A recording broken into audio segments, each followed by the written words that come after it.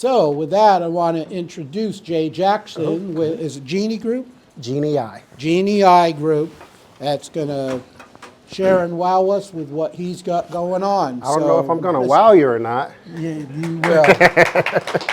Appreciate it, G. All right. So, hello everybody. I am Jay Jackson with the Genii Group. Genii is Latin for genius. The silver tsunami problem that we are looking to solve is that over the next decade, over 12 million businesses will need a new owner because boomers are looking to retire and most of them don't have a succession plan. 2/3 of them don't have a succession plan. That means 40% of the businesses here within your local economy are going to die. And we know that there's a ripple effect when businesses start to die, all the support businesses and the jobs that are eliminated. So we are doing what we're calling the Boomer Business Continuity Movement. This is the 6th location of 1MC that I have done this at. So I'm traveling across the country right now to talk about the problem. I'm connecting with other business owners and entrepreneurs to talk about our mission and what we're building. So who are some of our ideal partners? 1.5 million plus in their annual revenues. They have repeat service demand, so primarily focusing on the home services industry. The primary target right now is pest control, and that is because some of the leaders that I'm talking to for like executive roles, they have experience specifically, in that vertical for that reason, because I don't. That's making sure like blind spots that I have, I can plug those. But they have a manager or team in place, and like I said, they are succession blocked. These are some of the things that they say, like my kids don't want it, I don't have a succession plan, I don't know where to start. Some of them, unfortunately, are even thinking about or have just walked away and locked the doors because no one on their team wanted to take over the business. All right, so the asset that we're building is not a company. We are truly a family practice. We are currently 100% owned by my wife and I. However, with our financial strategy and model, some of the partners that we're merging with, so right now I'm merging with 2 marketing agencies. We've got a letter of intent to merge with one, and then we're working through the terms on another.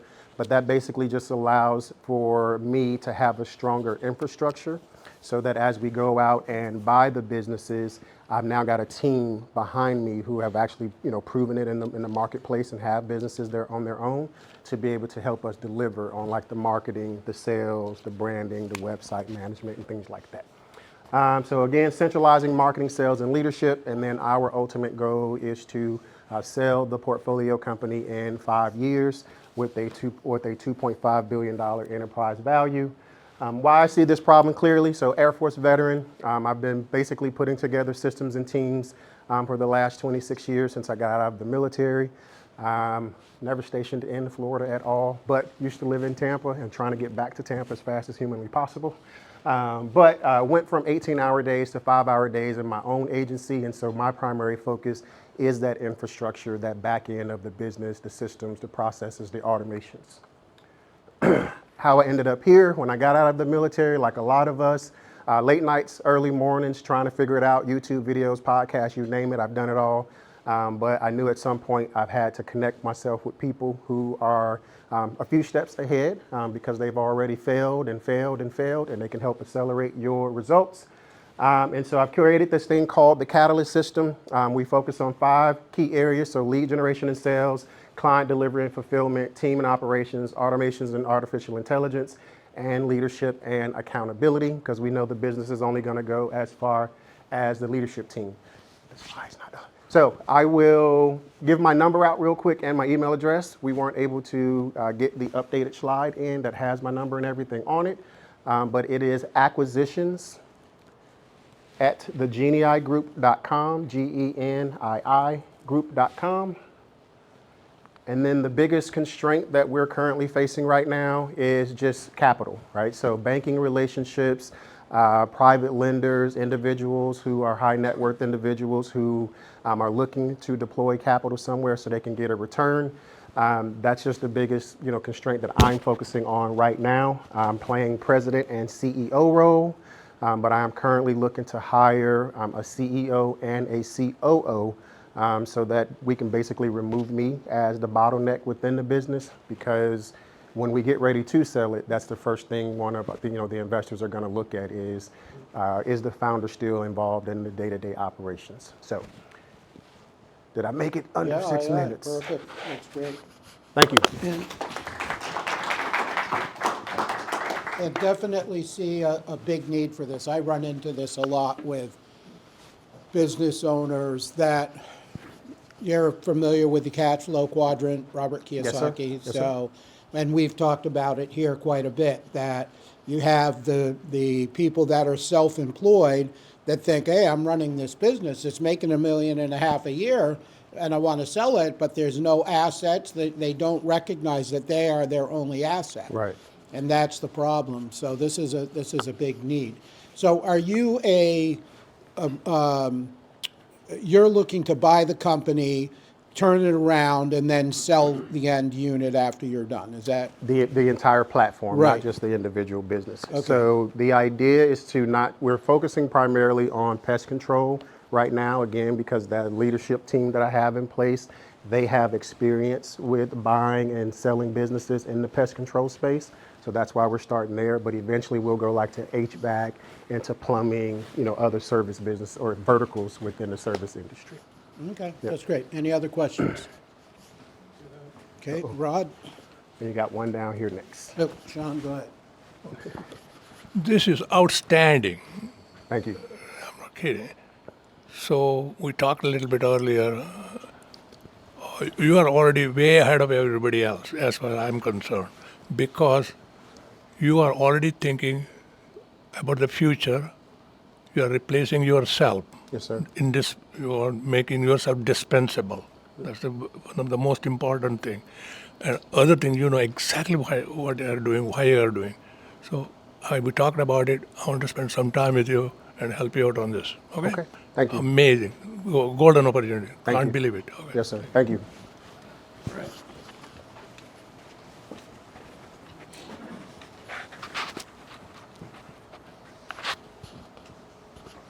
So where are you as a business? Are you revenue stage? Are you pre-revenue? Where are you? So we are pre-revenue. I do not want to go out and acquire the first business until I've got more of my own infrastructure in place, because I don't want to take over a business. I made this mistake once before. In 2020, I bought my very first business. It was a chiropractic clinic out in Moab, Utah. We did great for 11 months, but then the doctor's father passed away. And because Moab is a remote area, I struggled with trying to get temporary doctors in. And so eventually I had to shut it down. So I don't want to make that same mistake again. So before I go out and acquire the first one, I want to get these two mergers that I'm working on. So one, he's built his agency specifically around Facebook, Instagram, Google Ads. So he's a marketing agency. And the other is also a marketing agency, but he focuses on websites, automations, go high-level CRM type things. So once I have them in place, then I can go out and make my first acquisition, because I trust the team behind me. So my question is, that's a very expensive way. It's going to cost you a lot of equity to do that. And why not go out and prove your concept first, find a couple agencies that will work, just on a, where you go out and pay the agencies to help you through this and make sure your business model works before you give up all this equity? Yes, sir. So right now we're focusing, so I apologize. Right now we're focusing on master service agreements first. And then as we prove it together, then that's when we've got proof of concept, so that then we would do the mergers. So when I say, Okay, so you are doing that. yes, sir, we're going to do master Okay. service agreements, grow and prove the concept first, and then that's when we have a proof of concept, and then we'll talk about the equity split. Okay. Yep. Are you going through, like, following Alex Hormozi's acquisition.com and all that Yes, sir. principles? Yep. So, okay. Super interesting idea. Quick question. So the boomers' children are the millennials, and the millennials don't want the business. Okay. Have you done a deep dive into why the millennials are not interested in their businesses? Yes. So some of it is because they think they're boring businesses. They're not the exciting businesses like, social media apps, technology, things of that nature. That's some of it. Some of it is they resent the business because mom and dad basically put all of their time and effort into the business during their youth years. And so now they're like, I don't want that damn thing. So it varies in terms of what what millennial you actually talk to in terms of their reasons why they don't want the business. Because I'm just thinking about who are going to be your people who are going to buy the business then.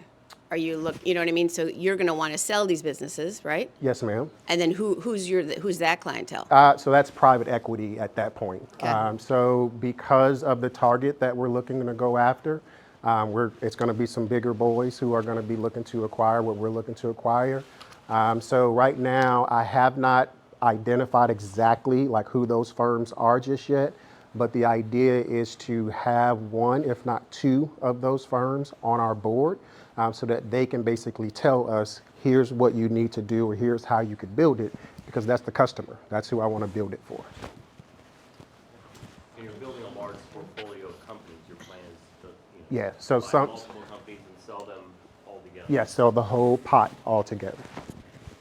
So the businesses you talk about going into, like you said, you're starting with pest control, but then you're looking at HVAC and things like that. So private equity is already in those businesses. So what's your competitive advantage? How are you going to be able to get those types of businesses before they come in with bigger banks and things like that? Yeah, so there are a couple of things. One is what Jim was talking about earlier, is me actually getting in here and having the connections and the relationships with people who are in the local economies. A lot of PE firms aren't going to do that. They just look at you as a number on a balance sheet and they could care less. The second thing is, for us, is continuity. Like, I know that if you don't have continuity, and this is a lot from my military thought process, if we don't maintain that structure, the business can't go and it can't continue to grow and sustain itself.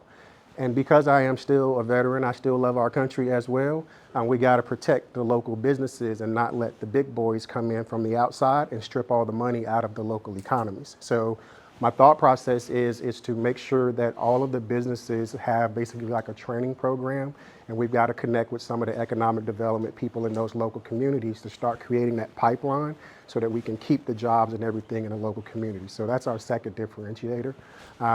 And so for me, it's hard.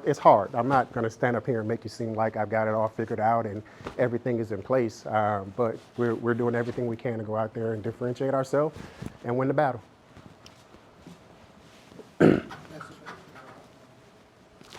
So if I'm understanding right, you're Uber for business acquisition. What you're doing is you are setting up a criteria that an Uber driver would have to do. They have to have a car that's less than 5 years old. You have to have all these systems in place. And then you go out, vet those companies, and then you match them with a buyer, a private equity firm. Is that what you're doing? Sir. So we go out, we identify, say, Joe's Pest Control. Right? And then my team and I, we sit down with the owner of that business, and as we go through due diligence, we're basically seeing, okay, what are some of the key infrastructure areas that they have in place, and what are some of the areas that are lacking. And so then we go in, optimize them, turn them around, and basically increase the profit and EBITDA and things like that. Then keeping those companies in the same vertical. So meaning all, say 10 HVAC companies, 15 plumbing companies, 12 roofers, et cetera. And then at the end, we're going to take the entire platform and I'm going to basically sell it now to private equity. So not, fix and flip. And that's another differentiator, I guess I should have said when the question was asked. We're not looking to do that fix and flip model, which is basically, it sounds like what it is you're saying. The idea is not for us to come in, turn it around and just sell it in 5 years as a single, asset. It's to sell the entire asset together as one large product. So you're going to aggregate all the companies together, put them under one umbrella, and then go off and spin that off to private equity. Yes, sir. Okay. So, down here.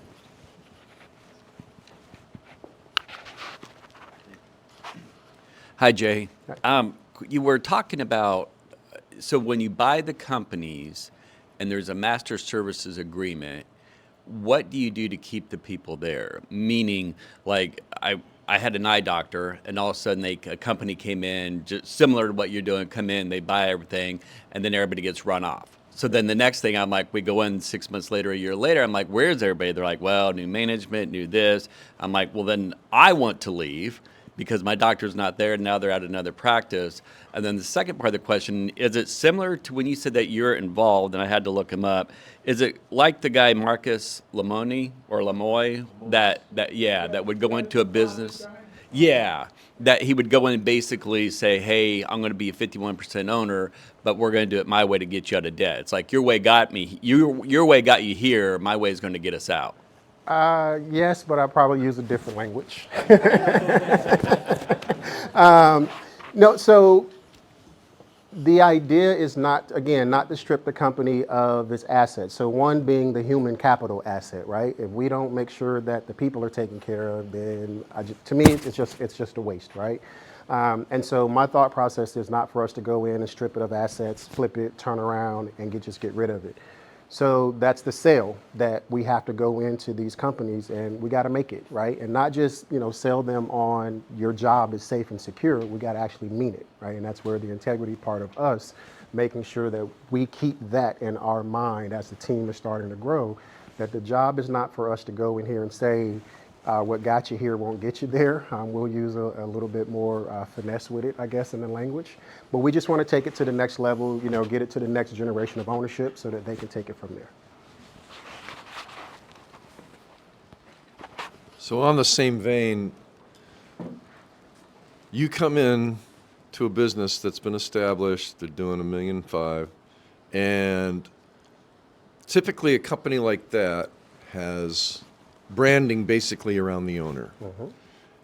So you're buying the business because the owner is out. So that company is going to be losing a lot of its value right then and there. Okay. Number one, who's running the business? Are you going to be running the business? Are you going to be running all the 100 businesses or so that are in, or 1,000 that are going to be in the portfolio?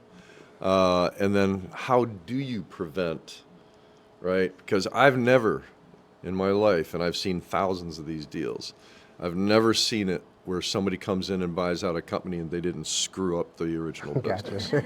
Gotcha. I've never seen that. Gotcha. So, so how are you going to prevent that, and how are you going to manage? How are you going to run these companies and make sure that they continue to prosper and grow, building up the value of your portfolio? Yes, sir.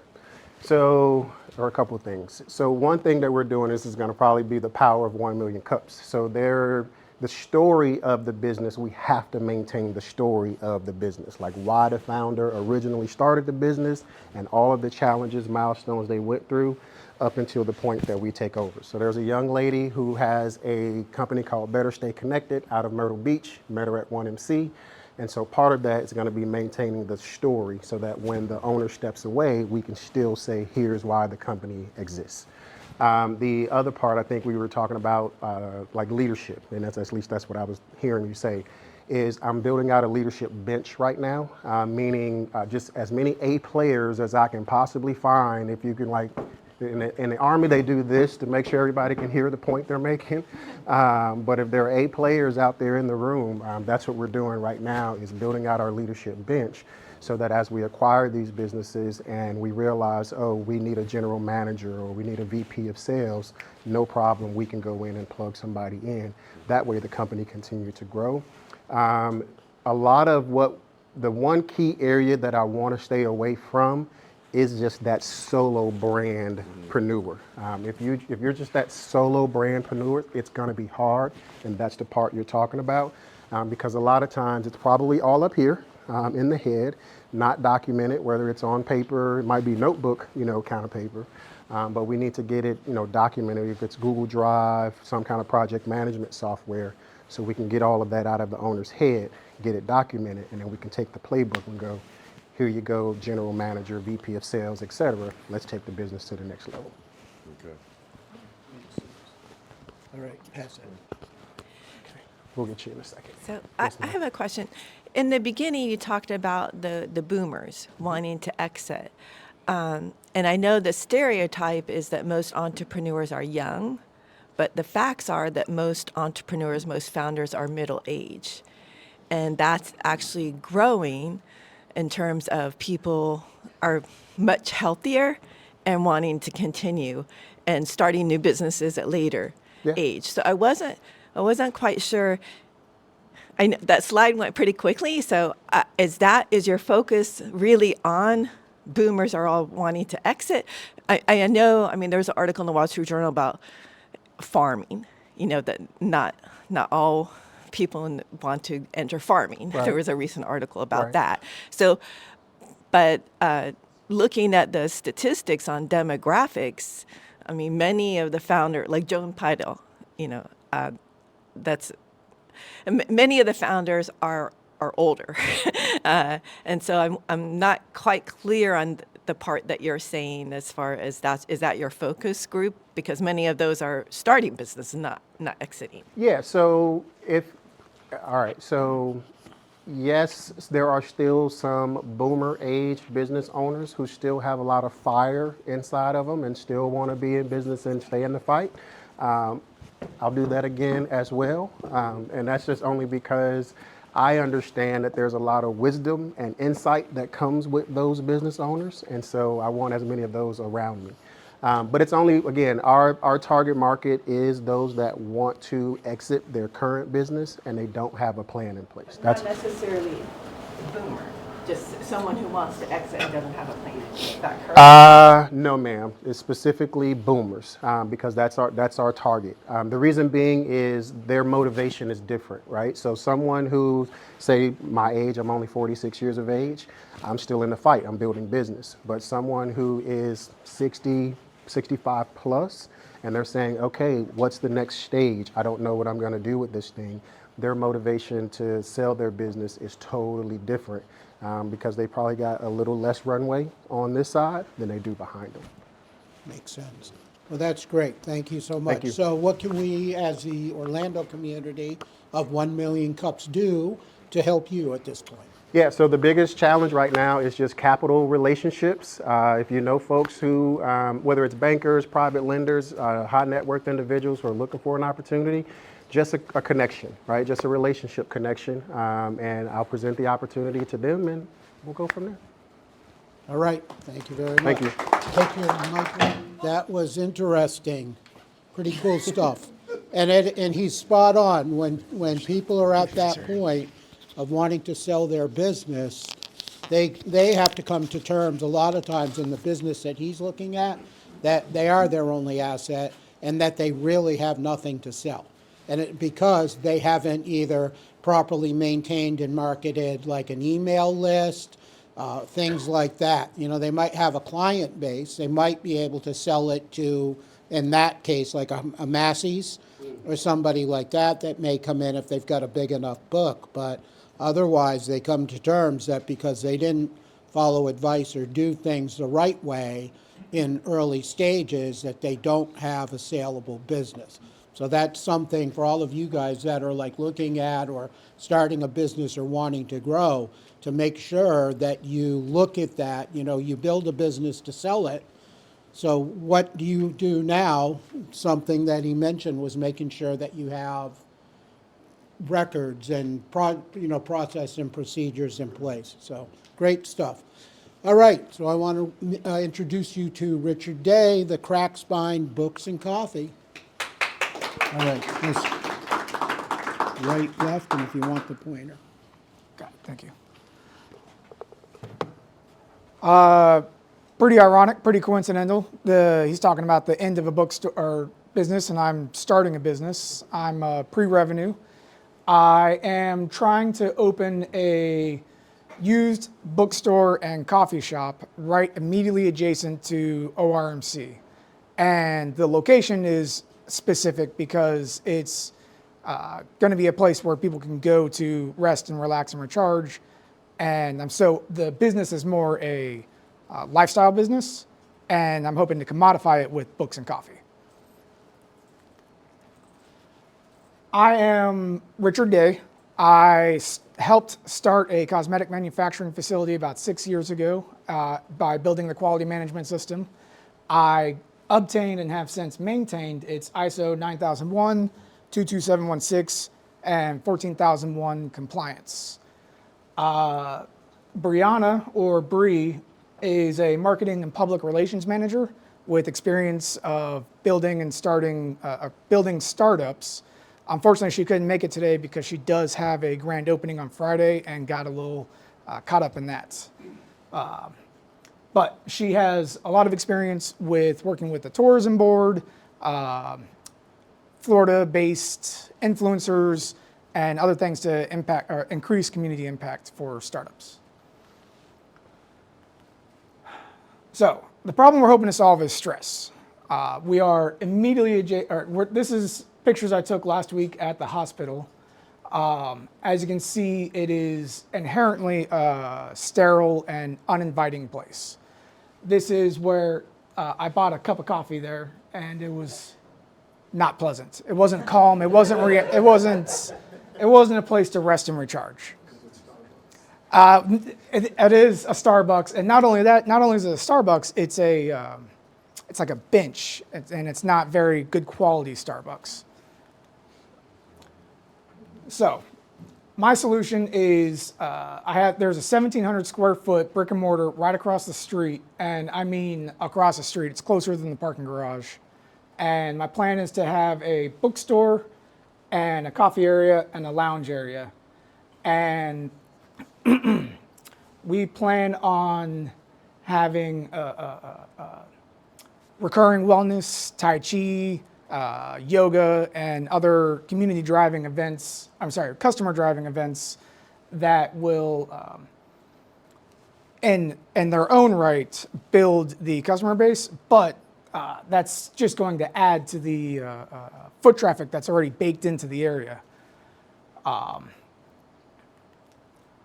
Last week, so this is pictures in front of it. You can see, whoa, wrong button. Oh my gosh. It happens, no worries. Oh, it was supposed to be a laser pointer. Yeah, it's the top one. So this is the hospital. This is the business. This is the brick and mortar. This is the same stop sign that I circled for reference. On Friday the 13th, there were 200 people that walked by, 230 people that walked by, with 30 of them walking directly in front of the business. On Wednesday the 18th, there was 250 and 35 people that walked in front. If I can convert, according to my calculations, which are still a little early in phase, but if I can convert at least 5% of the foot traffic into sales, I should easily break even. And that's just the current foot traffic. That's not including customer driving events. So what has me the most confident that this place will work is my competition. I've interviewed the competition. This is, some of you may be familiar, the Book Rack and Akoi. They've been around for decades. At this location since 2004. They contribute their success to customer loyalty and customer driving or community events. And Audubon, this is Joybird. They did not succeed, and they closed after 3 years. They ended up getting replaced by a new bookstore, the New Romantics, and they were a used bookstore. Now the problem is that new books have a much higher margin, so that's why they're succeeding now. But here, they were unable to supplement their revenue with coffee sales because they're right next to Lobo's Coffee, Stardust Video, and other discretionary places, Red Light, Park Avenue, Salty Donut. There wasn't that, they couldn't compete with them for coffee and donuts. My competition at this location would be Foxtail Coffee. It is, so this is the location, this is the hospital, this is the coffee shop. It's a 5-minute walk. But in order to get there, you would have to walk by my place. And it's not, this is just a coffee shop. It's not quite as inviting as I plan on making my business. And it's not quite as close. But again, the convenience isn't enough to, I think, compete with them because they have more access to the residential area. I would only have access to the hospital demographic. So I can't compete with Book Rack. I can't compete with their inventory, their margins, their loyalty. But luckily, I'm not going for their demographic. This is more for, again, I'm shooting for the people at the hospital, visitors and guests that are, a good scenario, which was supposed to be a couple slides ago, but a good scenario is If you imagine somebody's visiting the hospital because their father had heart surgery and everything's fine, but he needs to stay the night for observation. Now, this customer is probably highly stressed, has had a million phone calls and text messages, and they want to unplug. And I know that the first question, every time I talk to people, the first question I get is, why would they buy a book? It's on everyone's phones these days. But that in that scenario, the person is very stressed and they want to unplug, and they are in a rush and they forgot to bring a book. So right next door is a nice, calm, quiet space for them to stretch their legs and just get out of there and get, hopefully, a decent cup of coffee and a cheap book to stay the night. This is the art that I've acquired to kind of paint a picture of the atmosphere that we should be generating. And that's what I've got. So right now, to conclude, my lifelong dream isn't to open a coffee store or a used bookstore. My lifelong dream is to create a space that is that contributes a lot to the place, to the community. And I think I can make this little slice of the world a better place with some cheap books and decent coffee. I come here today because I'm looking for investors. I understand there's no investors here, but I'm having trouble finding where they are. And I need some help with refining the pitch. And I'm here to tap into the wisdom of all of you successful entrepreneurs on making that dream into a reality. All right, fantastic. So I've got a question. Have you talked to some of the like nurses at the nurses station and some of those folks as far as, are you quick enough walk that instead of going to the other coffee shop, can they walk to yours and have maybe a special for them or something? 100%. The concept that I'm shooting for is that I'll get these nurses and doctors and staff in here, and they will recommend my venue to the visitors. When I was out there counting, I got those numbers by standing outside of the building from 5 p.m. to 6 p.m. and tallying on my phone. And when people walked by, a significant number of the people that walked in front of it were were staff.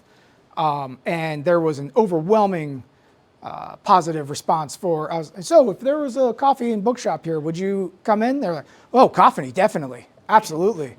So I actually have today, I'm going back there for a longer period of time, and I have some survey questions to get the demand, interest, age group, et cetera, and some more market demand, a little more refined market demand than just a number of people that walked by. So when a couple things. So when I first met you and you said I'm starting the cracked spine, I was thinking chiropractic, right? Yes. But then you showed the picture in the bookstore, and I said, oh, okay, I get it. What was I going to say? You should have this is something that is especially if you're a bookstore. Bookstores are all about stories. And so, and I know Rod would agree that this presentation should take us on a journey. Okay, this is Emily.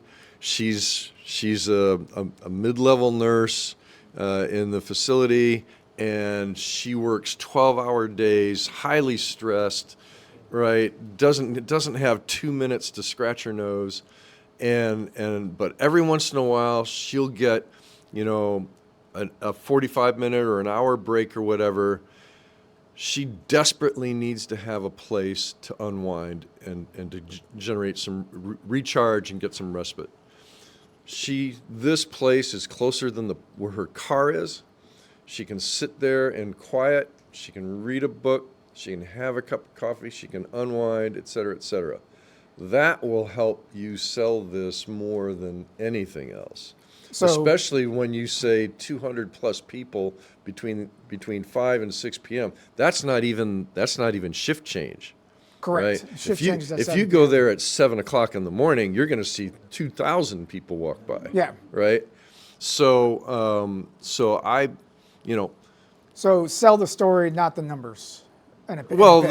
the numbers come, right? The numbers come, but the story is really what is going to take an investor, get them interested in it, because they're going to relate to that a lot easier than anything else.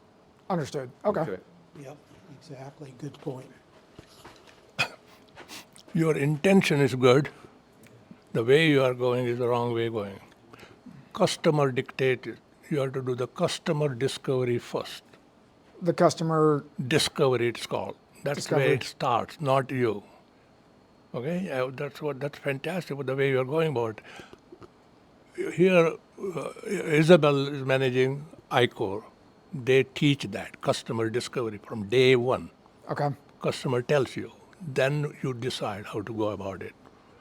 Okay, because otherwise, no, you're going the wrong way. Especially you need money. I know this business inside out. I Yeah. conducted more than 240 focus groups, ideation, and everything. Okay, I know how the customer makes the decision. So your intention is good, but you have to go it the right way to build the business. Especially you need money. Okay, Okay. to get started. So best thing is to meet with Isabel right here. She works from right here. She manages the whole thing.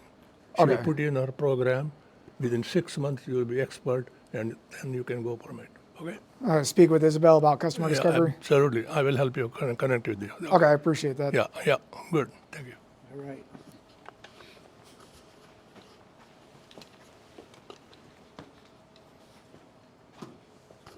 So, Richard, your story, it's, as Rupert said, it's missing some links because, first, for the name of the Cracked Spine to a bookstore is a big jump in terms of connecting dots. And just to support what he said, inside our brain, there are no words and no numbers. There are images and sensations. So the story is the easiest way to create a image. So create more stories on that. And also, stop saying, I sell cheap books and a decent coffee. You sell awesome coffee and hidden jewels. If you don't convince yourself, go ahead. No, he sells escape. Comfort. Yeah, Yeah. pretty much. But what he said, I'm just correcting what he said, not putting an image on that. Yeah. But yeah, the image is exactly that. But if you repeat that too much, you will convince yourself that you sell cheap books and a decent coffee, which is not enough to bring people to your place because you don't convince yourself that you have an awesome place. Okay. The mindset I was having, and I appreciate the feedback. The mindset I had was keeping it modest and humble in appearance, but you're saying I'm going too far. I'm overcorrecting. So keep it amazing coffee and hidden gems. The first one that you should believe is yourself. Sure. Sorry, my mother. I have a bit of a confidence problem in the extreme sense. I have a very high level of self-esteem. Welcome to entrepreneurship. They're giggling up here because I'm usually they call it delusional. I call it. You're not the marketer. That's right. Yes. This is great education because we're teaching you the marketing side, and then you'll be able to help your marketer. That's fantastic. Yes. And actually, my question is going to address that because you put up a layout of what you envision the shop to be, and the first thing I noticed was you open the door and you're right there in rows and rows of books. Right. So, but the way that you've talked, about your potential customers, and going back to what Sean was saying, your customers. So, are you a coffee shop with books, or are you a book shop with coffee?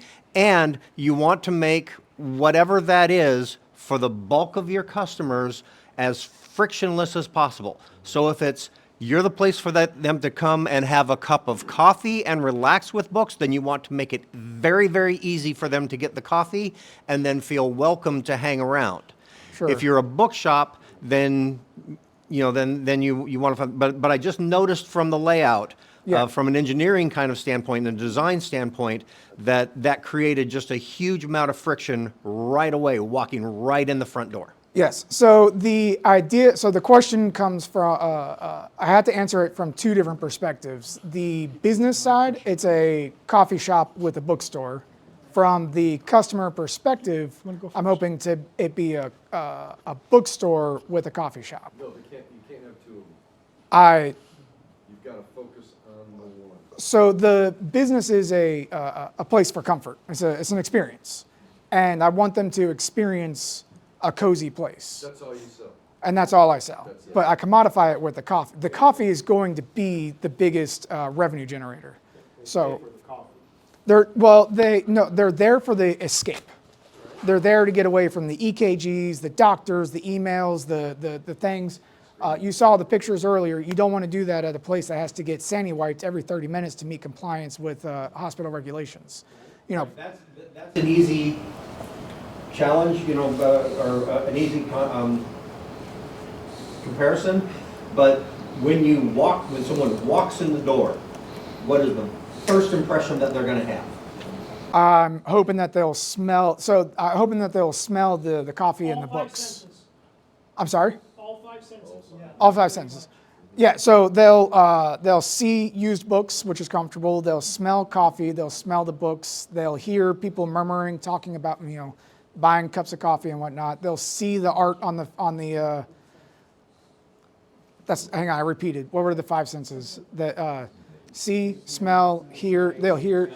They'll taste. They'll imagine the taste of the coffee and touch the books. I guess. Yeah. Touch the hotness of the coffee. Comfort that it is. There's a lot of stuff. If I might just add one very quick thing, and I don't need a microphone. All those pictures were very gray and dark. Okay? You need something that makes people laugh, that really talks to them. Because you talk about discovery, that's exactly what you do when you leave the hospital. You want to go somewhere where you see some faces, friendly faces, and a smell of coffee, absolutely. But an environment where I go back over and over and over again. I think the whole presentation should reflect this much more. Without being very critical, but you should have some designs, some stuff you can do on a computer, but it's not very difficult. I did it with my business plan. When you get a completely different feeling when you start listening to you or seeing what you do there. So which pictures were dark, you said? You know, all those old buildings downtown Orlando, you know? No, this is good. Those Foxdale is nice, but this one on the left side, it looks like I really don't want to go in there. That's what it looks like. Well, it's my competition. I don't want you to go in there either. You don't want to show those kind of things. You want to get them on a journey of discovery. Okay. It's not your business. You don't want to show their stuff. You want to show your stuff. What you're made of. What your feelings. So in this part of the presentation, I was differentiating myself from the competition, and you're saying to not even. That's Foxdale. You should put your idea down, a little design, a little. So Or in the middle, I want to put whatever. like your concept or whatever. That might entice me more to go in there. But the other one, forget all. It's old stuff. Yeah. So Artistic 3D rendering Yeah, of your that's- shop, you can and do that's what you should put in the middle between the Ocoee, Foxtail, and then your artistic Yeah, we rendering. did the got it. All right. So we can make an immediate. Got it. So instead of you trying to remember 5 slides ago, here's the differentiator: me versus them. Understood. Yes. Overthinking, please. Overthinking. We make a decision in a blink of an eye, 1.75 seconds. Yeah. That's it. Yeah. Check it out. Not enough time to remember 5 slides ago. I'm telling you, that's not the problem. You are creating a problem. I have a question. I have an actual question. Gotcha. Let's not plan yet. He's still got to get investors. Okay. Yes, sir. Where are you going to get your inventory? So that's a great question. The inventory is, and talking to my competitors, it's for a used bookstore is actually one of the least of your problems. There's a lot of people donating books. Goodwill has a warehouse they get more books than they can sell, so they've just got boxes of books. But even with those very, very low cost options, in my business model, there is online wholesale books, used books, and I based my calculations off of that. So there's Put a limit on the number of James Patterson books you allow. I will put a limit. So the bookstore being next to the hospital is probably going to be more romance and nonfiction, history nonfiction, fantasy escape. For that's it's probably going to be steering away from the James Patterson and. Just one thing real fast. The transformation of your customer, you haven't talked about that at all. And the name of your company needs to indicate what that is. The escape coffee room, something like that. The escape, what if you're looking for whatever your transformation is, you've got to indicate that so that when they're in the hospital thinking about this, because that's your customer. It's not the parents or families or whatever. Your consistent people is going to be the staff of the hospital. And so you need to have whatever your transformation is for them. Everybody else will kind of go around that. Yeah. What is your transformation that you want? Sell that 90%. Yeah. Right? That's what you got to sell. Exactly. And the other thing is with your books laid out the way you have this, your books should be around. And I would consider there's a lot of companies that will do staging for homes and that sort of thing. I would approach one of them and find out, hey, can you stage a half a dozen different like living room type or set aside little nooks throughout the room and give them the ability to advertise this furniture, this was provided by this company.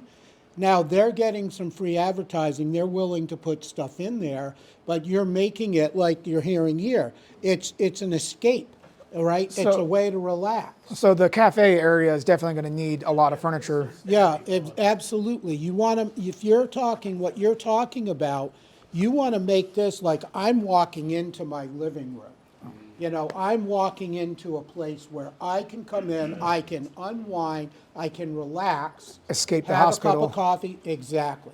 Yeah. So something like that. So what can we, as the 1 Million Cups chapter of Orlando, do to help you at this point? So right now, my biggest problem is finding investors. I'm not sure where, so far I've been Googling and talking to entrepreneurs, Rupert, and Rupert highly recommended I come here. How much capital are you looking for? So right now my calculations are at about 100 to 120, but I believe it's going to go up a little bit because I'm going to, the coffee is expanding and it's becoming much, much more necessary. So I need to look further into the espresso machine, the licensure, the insurance, all the things.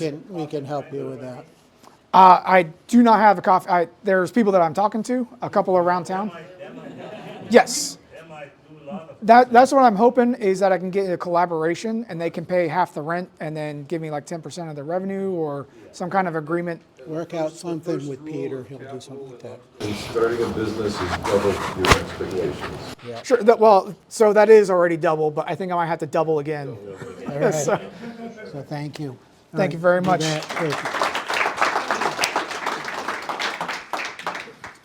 All right, that sounds like a very cool concept. You know what you could even do too, if depending on the room in that building, you could have maybe like Friday night type of thing where people could come in and maybe have artists, a solo guitarist or somebody, a little.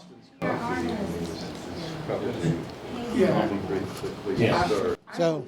Mile long of board games, book nights. Yeah, bingo. So that's what I'm actually trying to sell is a place of recurring wellness. Right. And the parking lot is shared with a doctor, an asthma doctor, and so that's closed at 5 p.m. So I have a good 20 parking spots. Perfect. There you go. So let's talk after. All right. Fantastic. So these are some of our sponsors that are here. 1 Million Cups is a truly non-profit, non-income entity. Everything that you get here, the coffee and all the stuff, the facility, is all donated from our sponsors. So we're here to help provide that, and these are just some of them. And then we meet every Wednesday across every time zone in the United States. So I heard somebody earlier, would you say Myrtle Beach? I wished I knew they had a chapter there. I was there in January. I would have gone. So you can go, and you know that 9 o'clock, 8:30, 9 o'clock Wednesday morning in whatever time zone they're meeting. So you can go get a cup of coffee and donuts. Please like, follow, and share on social media. If you took any pictures, post them. It helps build the community and gets more people here. Connect with some of the local coffee shops. Go set a time to meet with somebody. You can walk right through the archway here over to Coffee for the Soul, right on Church Street. They've got a great little place there to meet and have conversation, but get to know somebody. What's that? Yes. That's a little bit more than a walk. And they're, so you attend, apply, prepare, and present. And that's what it's all about. Come in, see how this works, see what people do, and then share your idea. As you've heard, we have pre-revenue businesses here. It's an idea. This is what I'm at. I'm here for help. That's what 1 Million Cups is all about. We're here to help.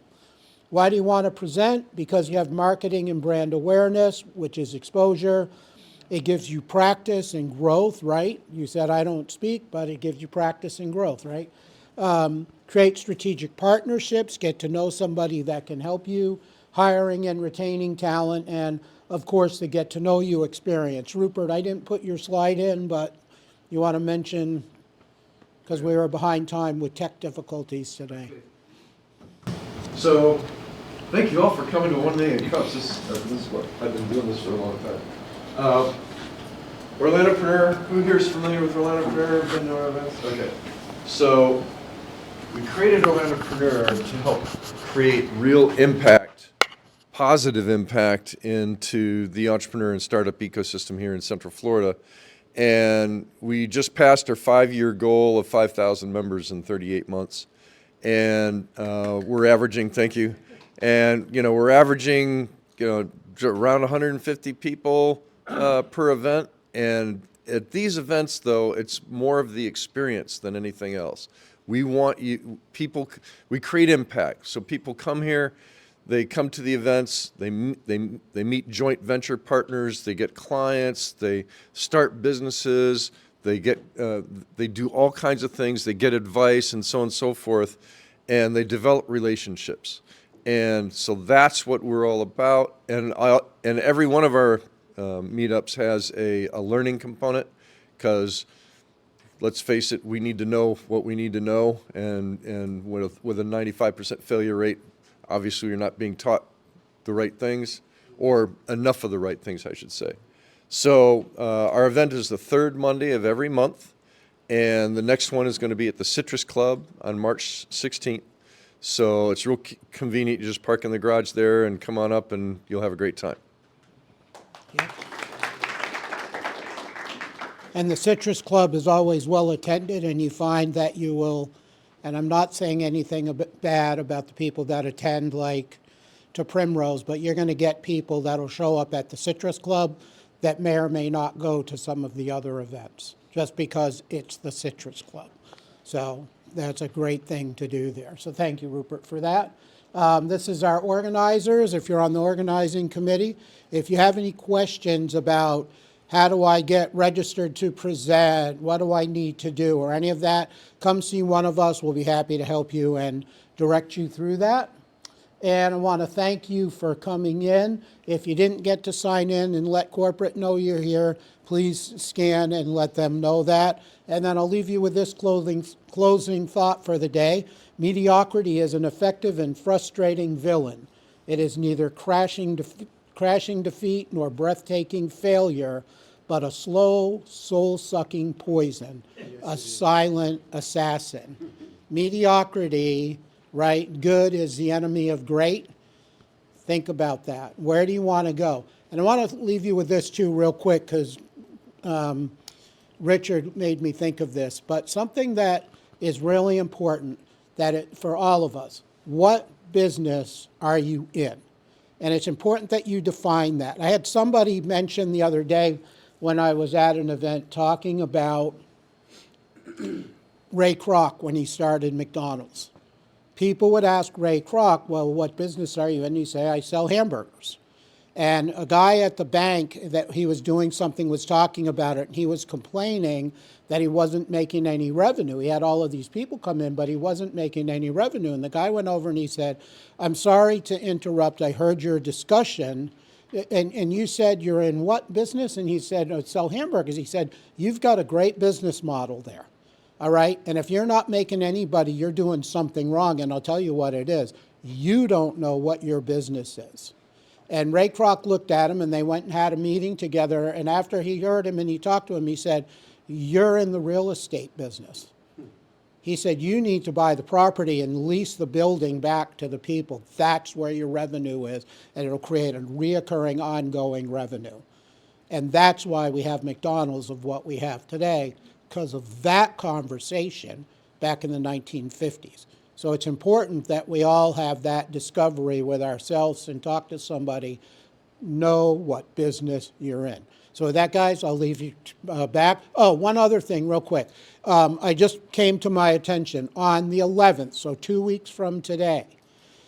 Kelly said that they have this entire building rented out. They've got a big tech fest or something going on, and we will not be here on the 11th. We will meet next week on the 3rd, but on the 11th, the following week, we will not have a 1 million cups. We'll maybe figure out something amongst us where we can go grab a cup of coffee and meet for coffee somewhere. One of those cool little shops we go to. Maybe 1908. That would be a good one. There's a great, yeah, we'll figure out and let you know next week. All right, guys, go to it. Have a great week.